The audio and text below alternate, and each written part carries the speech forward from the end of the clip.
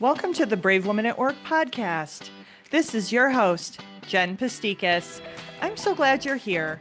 With the Brave Women at Work podcast, you'll get the resources and tips along with real-world stories and humor to empower and inspire you to take bolder and braver actions in your career and life. Welcome to the Brave Women at Work podcast. This is your host, Jenn Pestikas. I'm so glad you're here. Well, hey everyone, how are you doing out there? So let's start by talking about a topic we don't chat about it often, using our intuition at work. So when you make key decisions at work, do you exclusively use data, research, and analysis? Probably, right? Or we think we do. What about when you hire someone? Do you rely solely on a hiring assessment, the interview process, feedback from other departments if it's an internal candidate? Or think about this. Do you use your gut or intuition too? So for the longest time, I was exclusively head-based. So what I learned is that I need to check in with my gut or intuition as a source of wisdom too. So I'm no longer exclusively head-based, but of course I don't ignore my internal, like the data, the other head knowledge as well. So I'm using the head, but I'm also using my heart or my gut.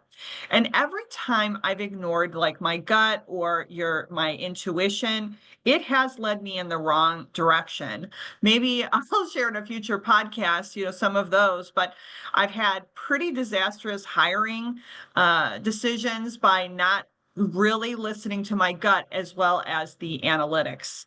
So what about you? Do you consult your intuition? So I was recently introduced to Jenn Johnson, an ER nurse and author, that she was so brave about using her intuition in nursing. I thought that it was really cool that she shared that perspective, especially in the medical field, think about it, the medical field, facts, data to make decisions. And here's Jenn Johnson, an ER nurse, saying, hey, everybody, I use my intuition too. I was intrigued and was excited to have her on the show. So during my conversation with Jenn, we chatted about what nursing our intuition means to her, how Jenn was received when she wrote about leveraging our intuitions, in her capacity as an ER nurse in the medical community, the double meaning of Jenn's book title, Nursing Our Intuition, how we can grow our own intuitive capabilities. How does ignoring our intuition contribute to burnout? And this one was super interesting to me because we know that I've gone through burnout. And so many of you, when I talk to women throughout the world, man, we are really frayed. We've been frayed for a long time. So anything I can do to help give you tools or tactics or tips to prevent burnout, it's part of my life's mission to do that. And how to use our intuition in personal and professional matters. So here is more about Jenn. Jenn Johnson is the founder of RX for Growth and the author of Nursing Intuition. Her career is a testament to dedication, resilience, and compassion. With 16 years of experience as an ER nurse, Jenn navigated the most demanding and high-pressure healthcare environments, consistently delivering exceptional care to patients in critical need. Her deep understanding of the challenges and rewards of nursing has fueled her passion for advocating for nurse wellness and professional growth. Jenn's leadership at RX for Growth is marked by her commitment to transforming the leadership of nurse support services. She has spearheaded initiatives that focus on mentorship, continuing education, and holistic wellness, ensuring the new graduate nurses are equipped with the skills, confidence, and resilience needed to thrive in their careers. In addition to Jenn's clinical and leadership roles, she is an accomplished author. Through her writing, she shares her wealth of knowledge and experiences, offering invaluable insights and inspiration to nurses at all stages of their careers. Her work highlights the importance of self-care, resilience, and continuous learning, reinforcing the core values that drive us. So, just a note, if you're a nurse or not a nurse, if you're in the medical community or not in the medical community, I think the global message of how to leverage our intuition resonates. And so I think everyone, medical field or not, will get something from today's conversation. So if the podcast has made an impact on you, I always ask for you to share it with a family member, a friend, or a colleague. And of course, your ratings and reviews help the show continue to gain traction and grow. I am on a mission this year. I have no idea why, but I really would like to get north of 100 reviews this year. So if you can help me inch my way there, I would so appreciate it. It takes just a minute, but it means the world. So if you've already done that, I thank you, thank you, thank you. Also, if you haven't yet downloaded my freebies from my website, check them out at bravewomenatwork.com. The three are 24 career and leadership affirmations, 5 ways to managing your imposter syndrome, and getting paid 10 negotiation tips. You all know that I want you to get paid. I want you to get paid what you're worth. So please at least check out Getting Paid 10 Negotiation Tips. It's a really good one. Each of these are kind of workbook style guides, so you can complete them at your own time. And they're available again for free on my website at bravewomenatwork.com. Last announcement. I am asking all of you to invest in yourself this year and attend the Thrive in 25 conference from June 25th through 28th, right here in the Chicago area. This conference is different. So you typically go to a conference, you go, you leave, you kind of go into the fold of your regular life. You're like, that was nice. And then nothing really happens. I have spent a lot of time thinking about that with my co-host, Hope Mueller, as well as some of the most fabulous women across the nation on the Thrive operations team. And we've built this into a 12-month experience. So it's not just 3 days, it's 12 months. So of course it includes the 3 days of the conference, but then after that, you're going to have 6 months of coaching in an accountability coaching group called the Brave Circle that will be specifically earmarked for all Thrive in 25 attendees with yours truly. So if you do come here often and you like kind of what we talk about here, join me, because then I will also have you in the Brave Circle post-conference. We're also including a 12-month membership to her C-Suite, a powerful women's networking platform, and a 12-month membership to Innovation Women, which is a female-led speakers bureau. So if you're a person that is in the majority of folks that are scared to get on stage, scared to like put thought leadership out there on stages at conferences, online or in person, Bobby Carlton and Innovation Women has so many wonderful resources, and I'm so thankful that she has given all of the attendees a 1-year membership to Innovation Women. And so I am going to just again ask you and challenge you to invest in yourself this year. We want to walk alongside you as an attendee to incorporate your learnings from the conference personally and professionally.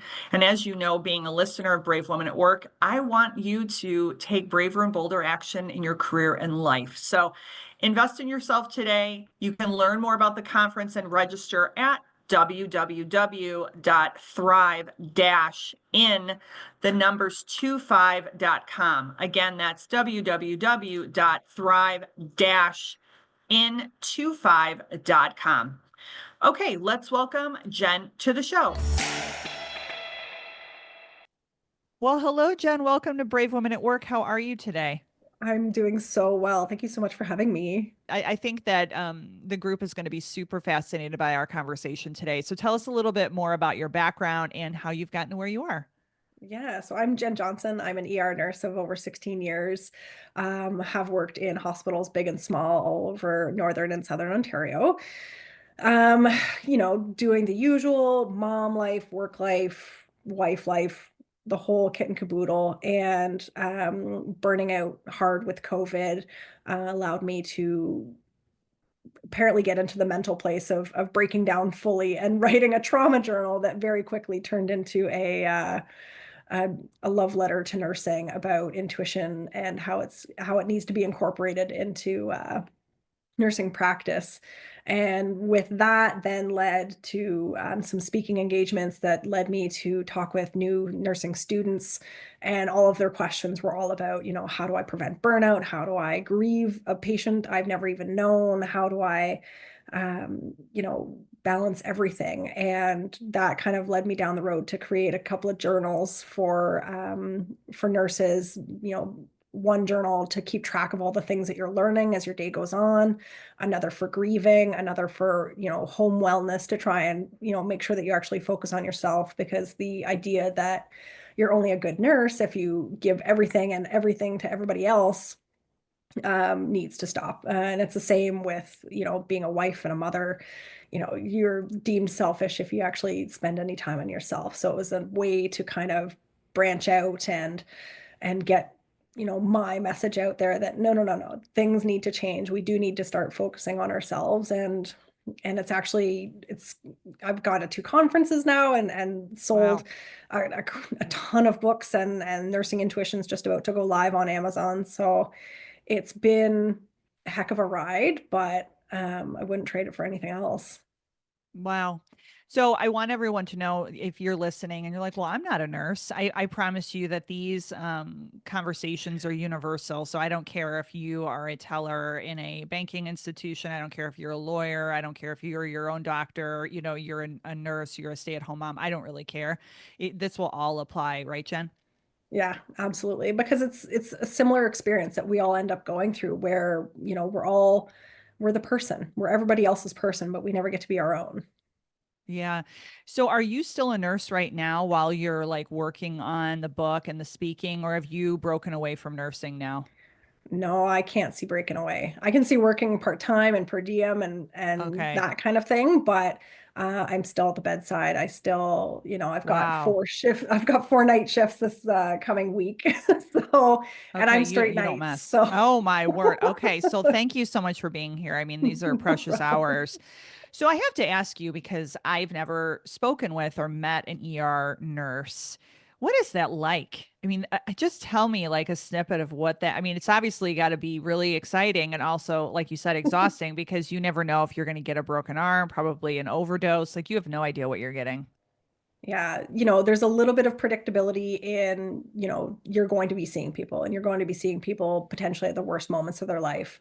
Thankfully, most of what I see, so 60 to 70% of what comes into the ER probably could have gone to a doctor's office, walk-in clinic, an urgent care clinic. They're not true life or death emergencies, which, Okay. thankful for that.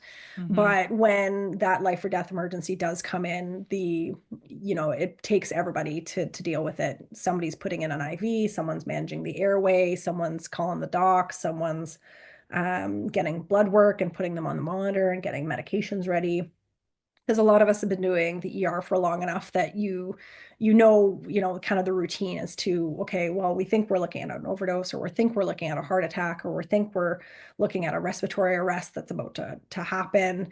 And so you do get those moments where it's just like the adrenaline comes right up and you're super excited, and you kind of hands shake just a little bit, but just enough to kind of really push you forward.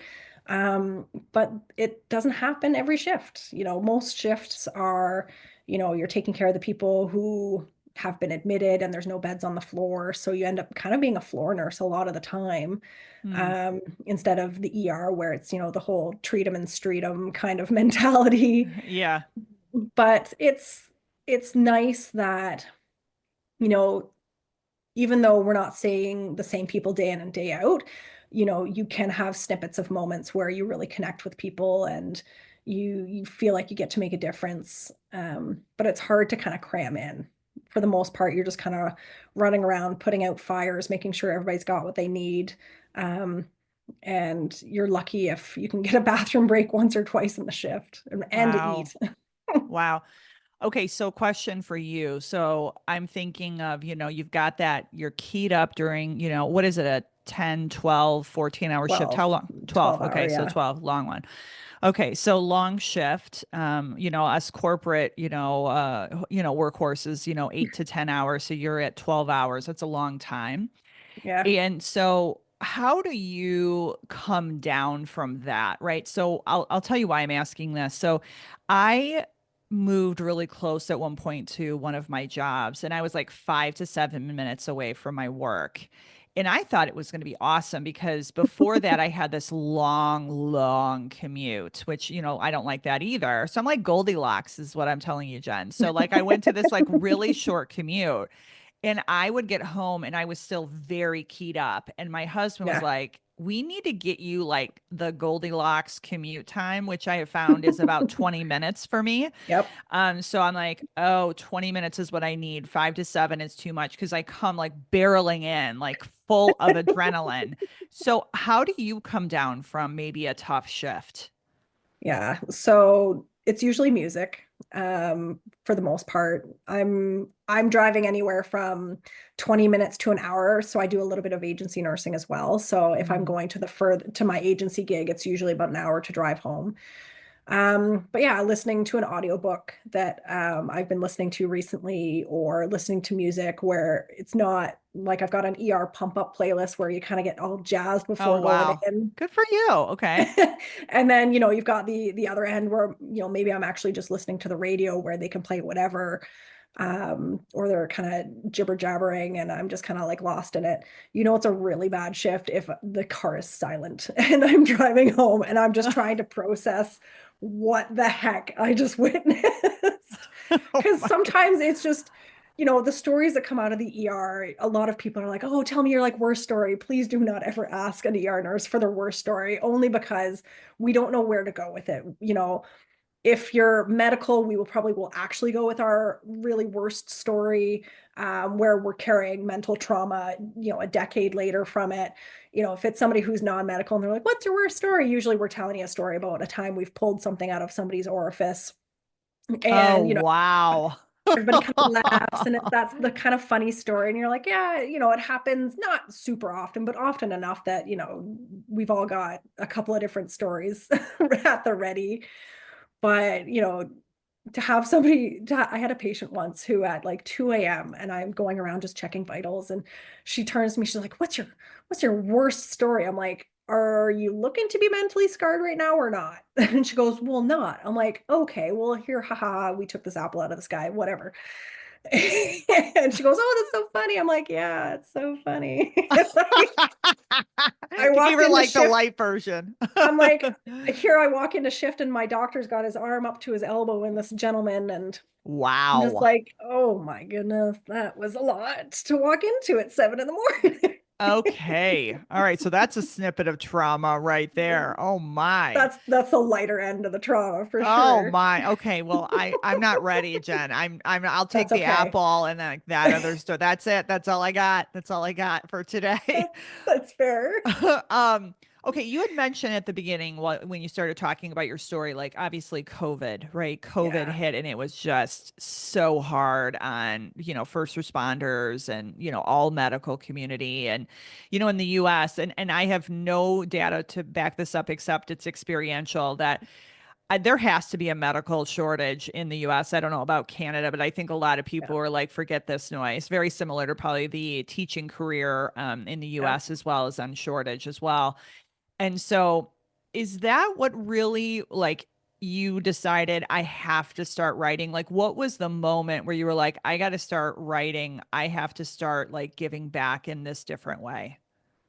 Yeah, so when COVID first started, we had a lot of different professionals come forward and offer services. And I mean, I took advantage of it easily $4,000 worth of free therapy, which, thank you very much to the Psychotherapists of Ontario. Yes. And there was just so many people came forward and the attorneys came forward and they said, you know what, for all you healthcare workers, we're going to do your wills for free.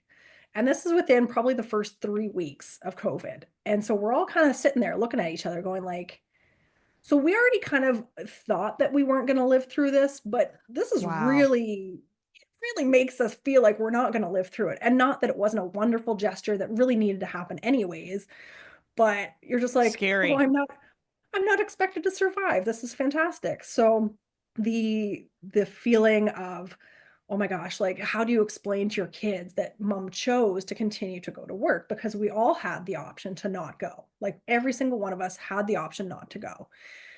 And it was just I'm like, oh, everything's okay. Like, thank God, we weren't New York, we weren't Wuhan, we weren't Italy, we weren't hit like that. And so it's like, okay, well, if we were to die, how do you explain that to your kids? And so I'm like, well, maybe if I write down my really, really good stories about how the times I helped and the times things went well, maybe that'll be enough. So I started writing down my really, really good stories and only had a couple of those that really had stuck through the years. And but very quickly the traumatic stories of all the different things that I hadn't dealt with, my first patient death, a pediatric death, or, Ugh. times where things didn't go the way that I wanted them to go, and I felt like I was responsible, even though of course I wasn't.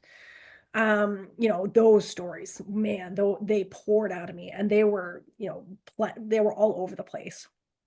And so I got a couple out, and I got to a point where I was talking to the therapist, and we kind of, okay, we dealt through those. And I'm going, what's the purpose of this? What's the point of this? And so I was listening to Llewellyn, who's a really big metaphysical publisher in the States at the time. We're having online book fairs. Hmm. And the author would talk about their books and for about a half an hour, and then you get another book and you get to hear about everything. And the one that I just happened to catch was this woman was talking about her book, Intuition at Work. And she was talking about kind of intuition in the corporate world. And I remember sitting there and going, intuition at work. Well, I use my intuition at work every day. And it was just that light bulb moment going like, oh my God, that's the theme. And so went back into all my stories, and sure enough, intuition was there, whether I acknowledged it or not, whether I said anything or not, and whether or not I was believed or if anything was done about it. And I'm going, okay, well, here's this information, here's the stories, there, it's all coming together. I said, but it's August of 2020. The misinformation, disinformation is through the roof. I'm like, I don't know if I could safely put this book out without a lot of science behind it, just because of my license alone. Like, I don't think I could put it out. So I ended up doing a lot of information or digging into the science behind intuition and insight and the psychology of it and all these different angles, and was so pleasantly surprised to see that there wasn't only just so much information on intuition itself, but specifically intuition in nursing. And so I got it all together. I'm going, okay, well, this is it. This is what this is supposed to be. And put it all together, sent it off to publishers, had a publisher accept it, and it was going to be traditionally published that way. And I was so excited, waited 2 years. Mm. And when they had already started moving into editing, they came back to me and they said, you know what, we're actually just going to go back to our physiotherapy books. We're going to give you your rights back and everything, but we're not going to publish the book. And I thought, oh my God, Oh, here what we a go. heartbreaker. Yeah. Oh, for 2 days, I was completely inconsolable. I was just like, you know what? It's really upsetting. And I thought, well, what do you do? Do you take another 2 years, try and apply to publishers again, or do you just bite the bullet and fund the book yourself and put it up on Amazon? And I thought, you know what? It's happening. I'm gonna do it. I can't wait any more time. So paid for editing and cover and typesetter and all these different publishing and PR and all this different stuff. And so the book is due to come out any moment. The ebook is already Yay. on Amazon, and ended up going to a conference that's a health conference in Vegas, and it was like 15,000 people there. Ended Wow. up connecting with a magnet hospital who looked at it and said, you know what, if we can get it for less than $10 a book, we can do 6,000 copies. So I'm like, Whoa. I'm like, okay, so silver lining, had I sold the book at 6,000 copies through the publisher, the, royalty rate would have been like 12, 13%. Now I'm getting like 60 to 70%. I'm like, okay, yeah, no, that was supposed to happen. And that was the reason. And it sucked in the minute, but here we are. And so excited to sell those copies and, be number one on Amazon in a bunch of the different categories. And, Congrats. number one pre-release. I'm through the moon and a little nervous to have everybody read my trauma journal, but very excited to potentially bring this topic, out of the 3 a.m. conversation that it's been for so long. Oh, well, there's so much potential with this. And I just wanted to comment that I love the double like meaning, like the double entendre for me, it was like nursing intuition, meaning like nursing the profession intuition and like nursing your intuition, right? Like actually Yeah. cultivating your intuition. So congratulations. And I have not read all of the books, so I want to dive in a little bit into what you found out in terms of the science. Yeah. So, what did you find out? Because this, I mean, you're on the Brave Women at Work podcast. So, one of the reasons that you're here is that I think you being in the medical community during COVID, actually trying to get a book on intuition, at least in the US, I'll comment, that would not go over so well because, there's like a Western and an Eastern dichotomy, Yep. and they would look at you like you had a third eye and you're like believing in quackery. And so good for you. I mean, that is a huge brave step. So bravo. But what did you Yeah. find as a backbone scientifically to like support and stand up your book?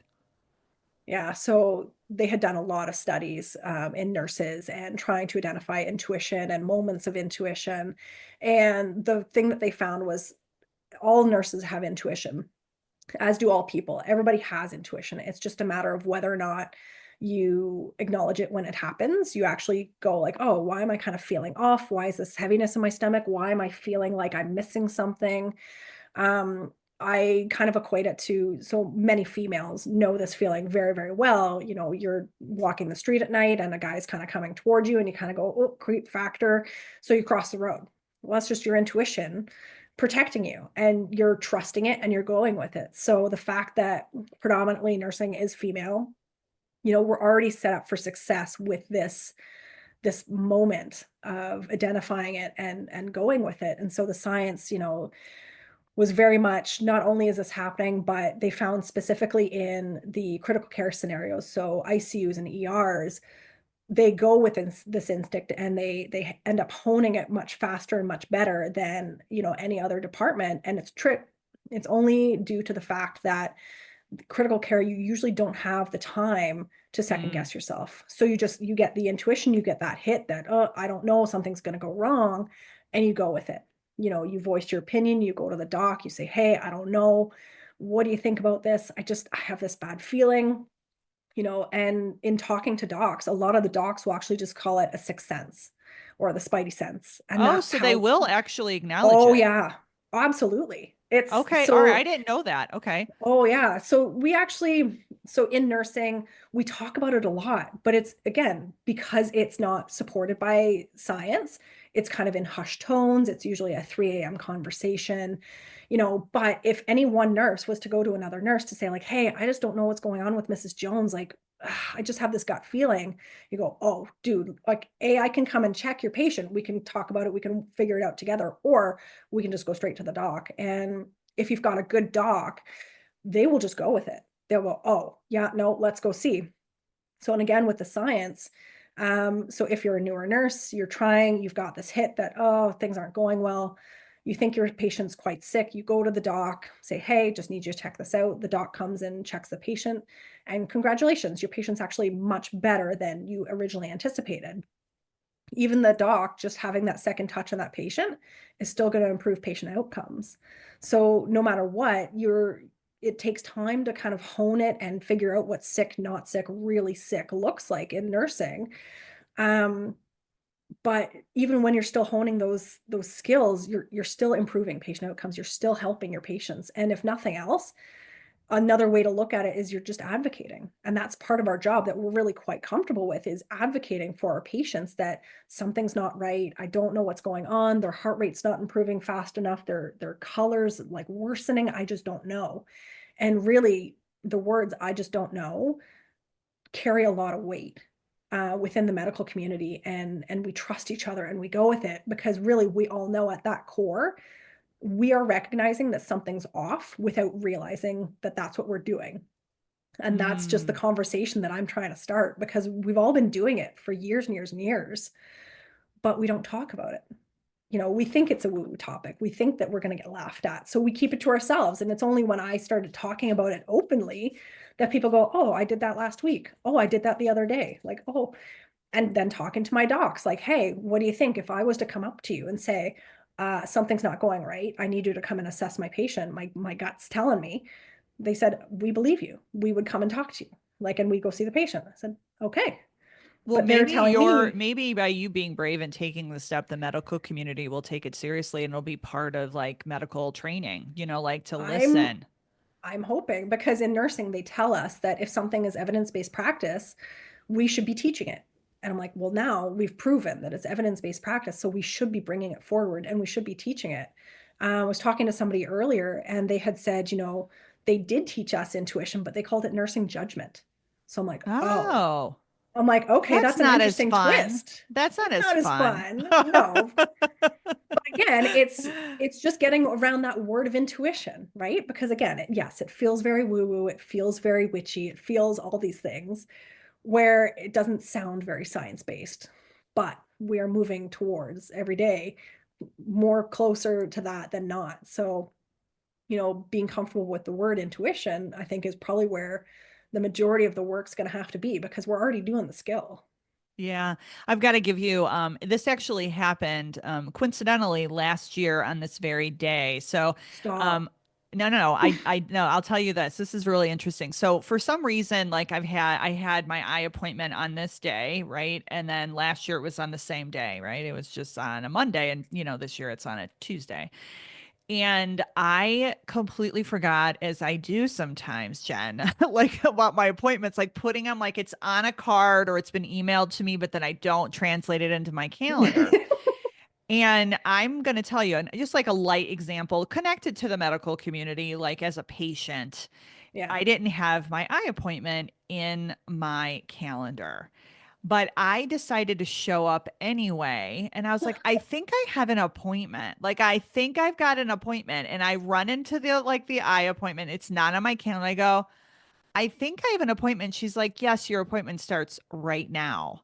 And so, so I thought I'd bring that in since we just talked about how I went to the eye doctor today. Oh my gosh. And that's just it, right? Like we lean into it way more often than we like to realize. We just kind of go Yeah. with it. We don't question, we just roll with it. And instead of, it's when you try to start putting names to feelings that really, there's going to be pushback, because it seems so witchy and so woo-woo. So you're just like, okay, like, but it's something that drives a lot of clinical practice where it's just like, I don't know, but I don't think this is going to go well. And sure enough, every time it hits the fan. When a patient's laying there looking you in the eye and telling you, I'm going to die today, they know. You Wow. balk at that the first time, and then they code and then they die.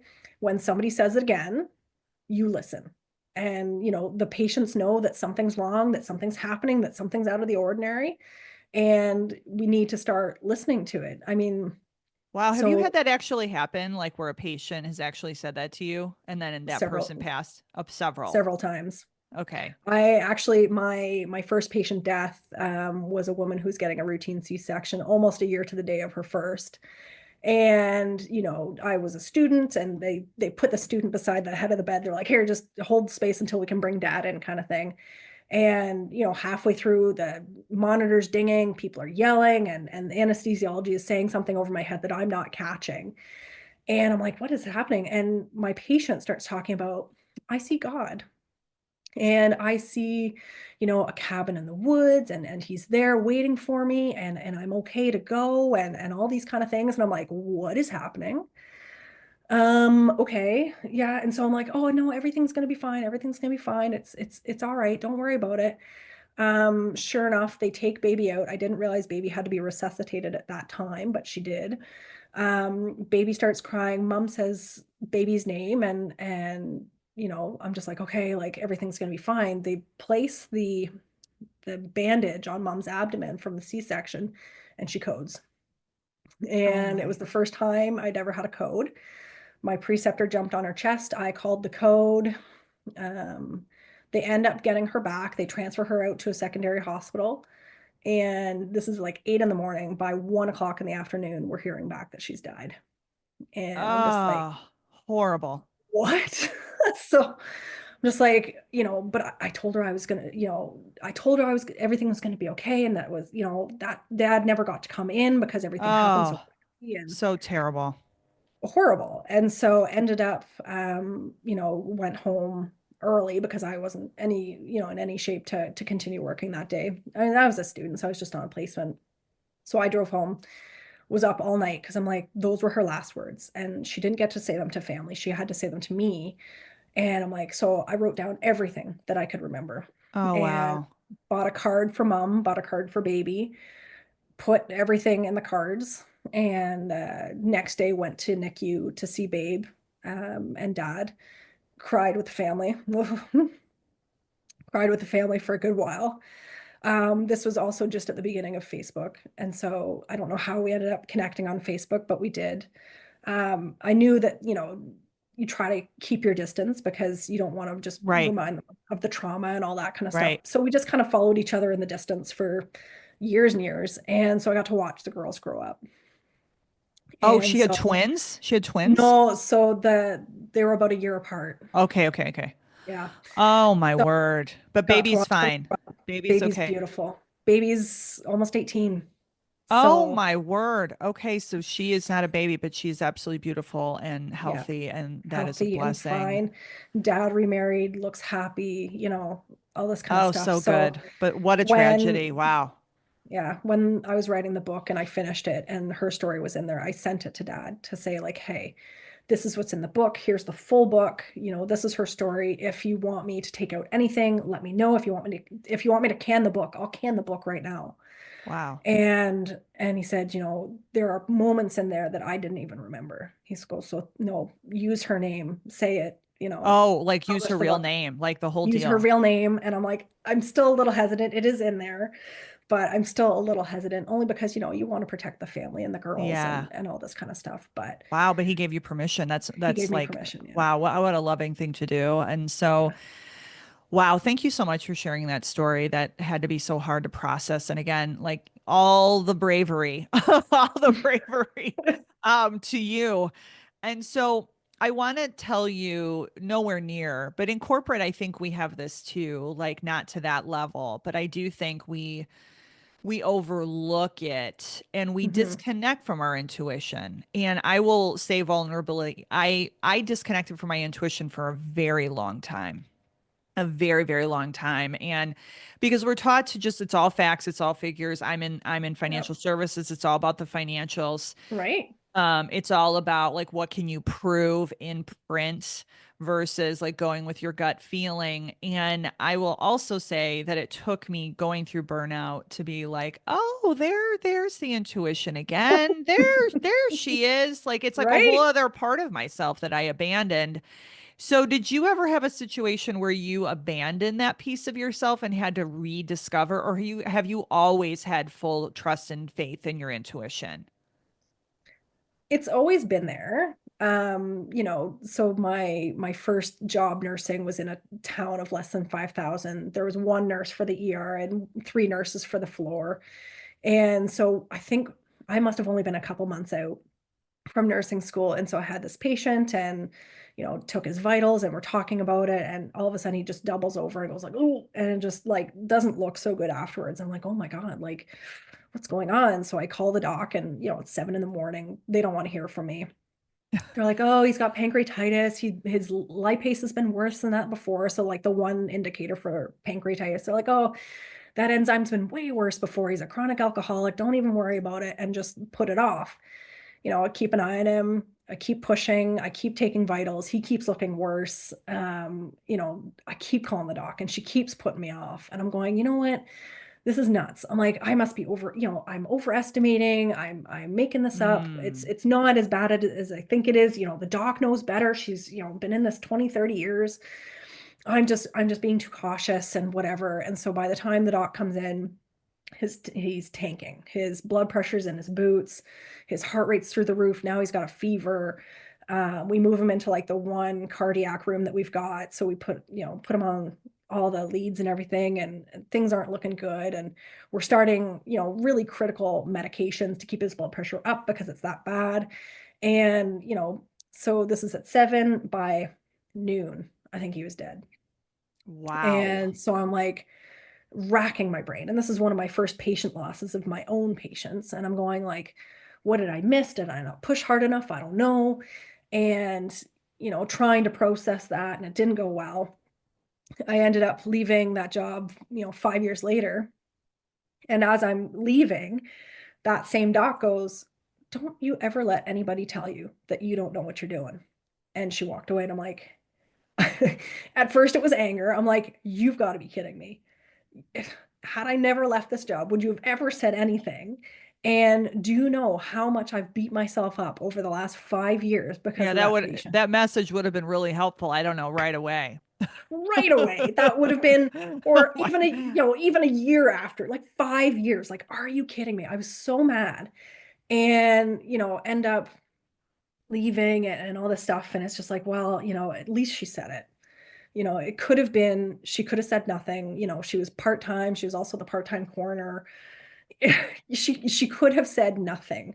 so what would you say, with ignoring? So we've talked a little bit about ignoring. In that instance, you kind of ignored or you talked yourself out of your Yeah. intuition, right? Like maybe the doctor knows better.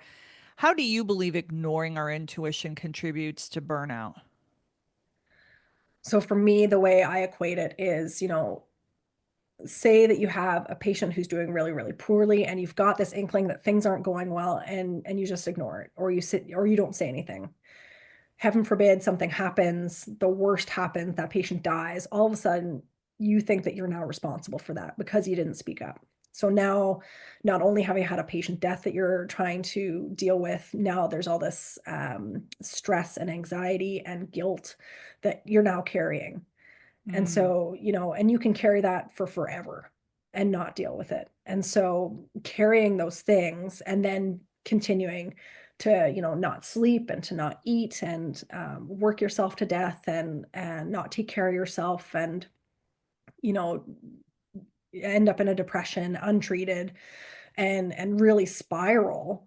What would have happened had you trusted your intuition, intervened, and potentially that person lived? Like, mm. and then you wouldn't have to deal with any of that. So not to say that intuition is the key to burnout. I wish it was that simple, but maybe it's the key in putting a pin in some of these scenarios that end up contributing in the long I term. I agree. So taking it on my side of the world, more on the corporate side, I think by not listening to yourself over and over and over again, it gets to like a point of like self-distrust. It feeds perfectionism, self-doubt, it feeds imposter syndrome, and it feeds almost self-hatred. And Yeah. there's a lot of hidden anger for not trusting yourself there, which can take you down the rabbit hole because then you're, proving, pleasing and proving, and you're trying to figure out why you're hustling so much. Like I can only say Yeah. that from pure experience, which can lead you to burnout because you have a complete disconnection from the soul, I guess, is what I would say. Your true purpose, your true nature. Like there's just a complete fragmentation that has to be repaired. And once that happens, like it is that slippery road to burnout. And I call burnout the invisible wall you don't know you're running towards. Because, and I've actually said, like, I feel like I was like taking a car and like I had my foot on the gas at like 90 plus miles an hour and was going as fast as I could, but I didn't know it was actually happening. And then when I hit, I was like, oh, there it is. So I'm like, oh, Same.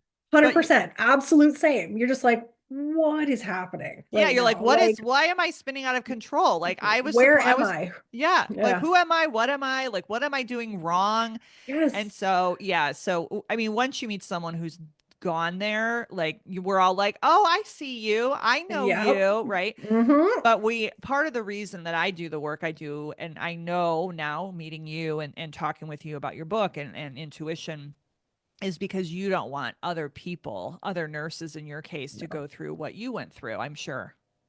Yeah. The bullying, the toxicity, the burnout, you know, in speaking to first year students at Brock University, so first year nursing students in September. So like they've barely gotten 2 weeks in.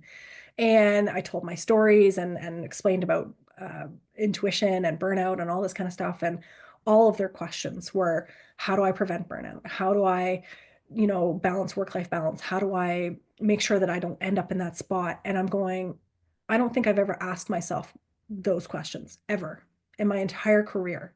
Not once Wow. have I ever asked myself, how am I managing work-life balance? I just did it. Not that I was doing it well, but you just think, oh, I'm going to work and I'm at home. Things are fine.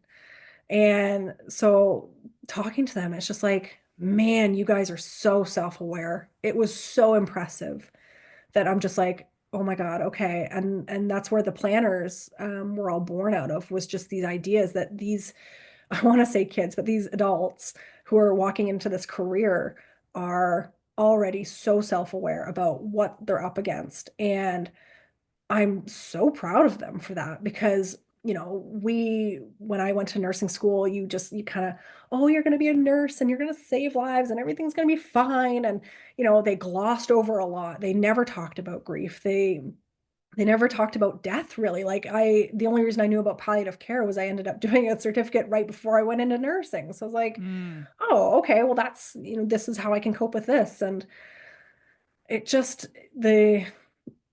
they try to like key you up to be, oh, you're going to be this like superhero because you're going to manage it all. And I'm like, Oh no, no. I want nothing to do with that superhero. She Oh, needs to not ever exist because it's a train wreck. And you're almost setting these students up for burnout because, the idea that you're only a really good nurse if you give all of yourself, if you work every shift that's called out to you, oh, you're being called in and they're using guilt to get you, oh, but your coworker is going to be so short tonight, like, are you sure you can't come in? Like, what other profession does that? Like, corporate does it really, too. Yeah. really. Yeah. It's not exactly, but it's a little different. So here's the spin on it, which I'm sure a lot of listeners will relate to.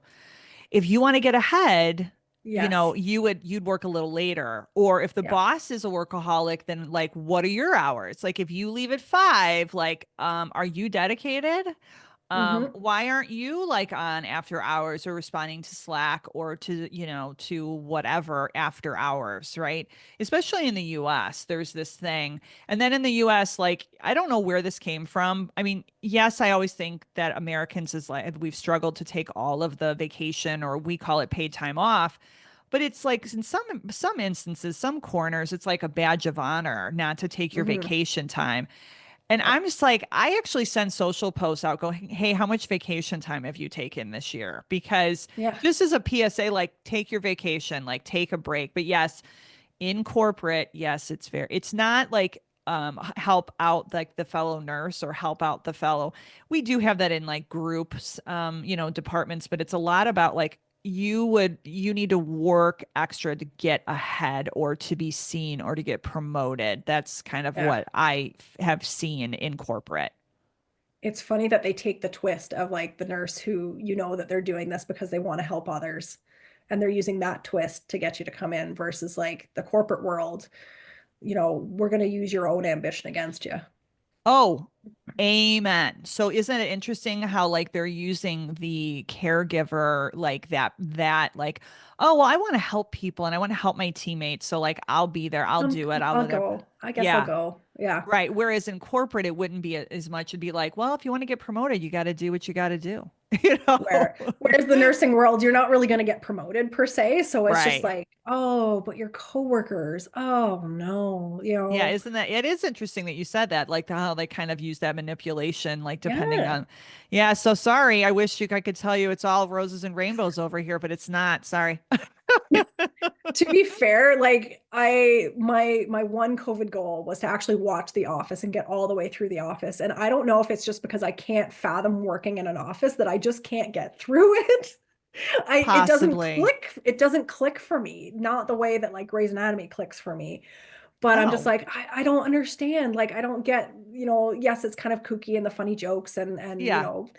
all that. I'm just like, don't understand. I don't Well, get you may it. not Like, be interested. Like it's just not your yeah, jam, right? Like that's not your work environment. Whereas like if yeah. I mean, I watch, I've watched Grey's Anatomy, but I've never gotten through all of it, even though, and I know everyone's gonna be like, oh, sacrilege. But like, I mean, with McDreamy and all that kind of stuff or whatever. But it's not my jam, right? Because it's not Yeah, my work environment. So yeah, but yeah, it's corporate is not for everyone, just like the medical community is not for yeah, everyone. So, fair. question for you. What would you say, maybe you'll come from the nursing angle or the medical angle. Like, what are ways that we can hone our intuition? Like, let's leave some folks with pearls of wisdom on how they can either reconnect or hone it. Yeah. So if you're in a situation and you're just having a little bit of doubt about it, and there's the Canadian coming through, um, you have a little bit of doubt about it, about what is going on. And so just sit with that for just a minute. Like, just give that nugget 1 second more than you normally would, instead of just immediately brushing that away. So you have a thought that pops into your head about the situation or what you should do. You have this really heavy feeling in the pit of your stomach that I just really don't like this situation or this project or this person. Like, I'm not sold on it. Just give it 2 seconds, 1 second, 2 seconds, just to acknowledge that it's there. And then you have the opportunity that now that you've acknowledged it, like, that's 50% of the work, is just acknowledging that it's happening when it's happening. The Mm-hmm. next part is simply, are you going to do anything about it? Are you going to talk to somebody else about what you're seeing, if it involves like a project or a person or something that you're supposed to do? Is there somebody else I could bounce this idea off of about, like, oh, I'm just not sure about this situation? Can you bounce that idea off of somebody else? If not, if you're not feeling like you can vocalize this to somebody else, just keep track.